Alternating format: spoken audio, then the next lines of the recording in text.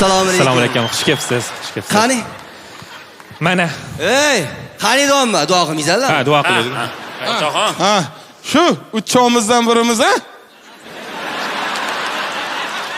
Baxtli bo'laylik. Assalomu alaykum. Va alaykum assalom. Sizning yaxshimisiz? Aka. Sizning? Bolalarim, bolalarim. To'xtanglar. Santa Barbara bo'lib ketdik-ku. O'tiringlar, iltimos. Qarindosh bilan keyin topamiz. Xush kelibsiz. Qanaqa bajarishgansiz? Men endi uylarni oldi sotisi bilan shug'ullanaman-ku. Aha. Uyimni sotib yuborganman. Yo, ajrashishga nima aloqasi bor buni? Xotin uyda qolib ketgan. Va baraka topib ko'r, xotinni chiqarib keyin uy sotsa bo'ladi-ku. Do'g'ri shunaqa bo'lgan. Uydan ish bola olib chiqib ketmayman kelishganman. Mayli bu ikkinchi hayotim edi. Ikkinchisi? Birinchisi ham bormi hali? Birinchisi aytmadimmi? Birinchisi bilan dahshat bo'lgan.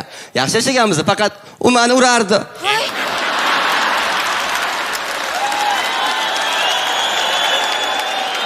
Yomon urardi, shapat bilan urardi. Shu boshimga urgandan boshimni appenditsini chiqarib olgan. Ipman ekanda. Lekin mana 4-chi bilan baxtli bo'laman. To'xtang, 2 ni aytdi, 1 aytdi, 4 ga qarab ketadi. 3. 3 aytmadimmi? Yo'q.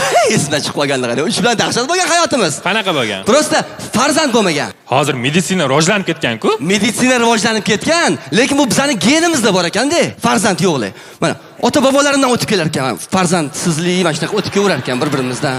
Birimizga mana adamlarda ham, oyimlarda ham farzand yo'q ekan. Sal matematikaga ham to'g'ri kelmayapti-da bu.